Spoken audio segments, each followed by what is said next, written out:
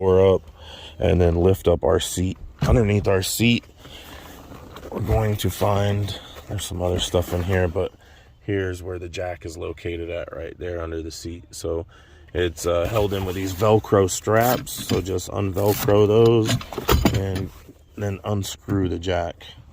Okay, now that you got your jack out and you got your kit out, you're gonna go ahead and open this up and get all the tools out of there as well. Okay, so inside that kit are all of these rods. They connect together, and like this hook piece right here goes to the jack and hooks that, and then it opens up your scissor jack. They call this a scissor jack. So that'll be your jack. These other rods are going to be to lower it. We're going to connect these together, male to female. So this is a male side and this is a female side. You want to line that hole up right there with that little metal prong, and they'll snap in and lock together. Okay, so once you have the three rods connected together, take the big female end here and stick it in between the tailgate and the bumper right there, that little plastic provision in there, and it'll have you go towards like the front driver's side seat, right? And then you'll feel it lock in. So when it's not locked in, it just spins freely, but when you get it in there, it locks in. You'll feel it doesn't turn, right? Then you're going to take your factory lug wrench with the square here, and that's going to go over the end. You want to keep the piece that doesn't have the little buttons to push to the outside, and use the rest to lock in, because if you don't, then the rod will fall off in there, and you don't want that getting stuck in there and stuff. So keep this part outward and the rest connected. Take this, slide it over the end, and start cranking it counterclockwise, like so. All right, you start cranking it like that, and the spare will start coming down from underneath.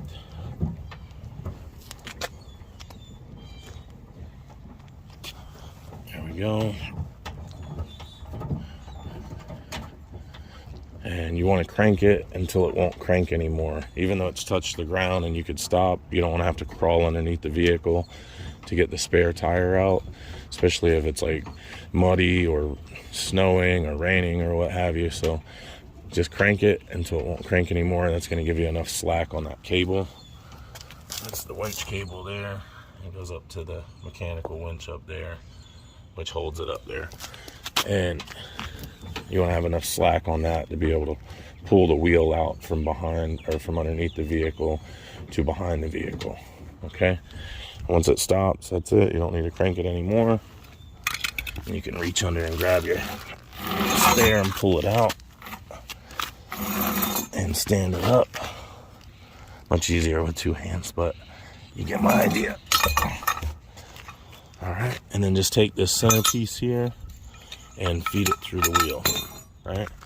And once you get that off, you can roll it over and out of your way, and then crank this back up, or put your wheel back on there. But I highly suggest not putting these wheels underneath, because that little part that holds it will scratch these wheels up. So you really just want to put it in the back if you can. So we'll take this and crank it back up.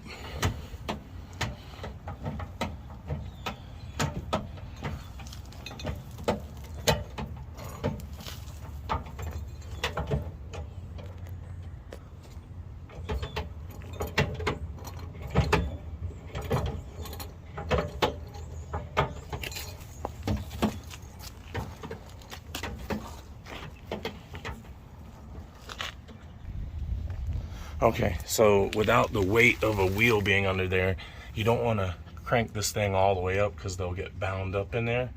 So we just want to crank it a little bit higher than that there and let it hang, so that way we don't have any issues with the winch working later. All right, once you get it like that, then pull everything back out, and you'll switch this end piece here for the hook piece. Put that one on for the jack.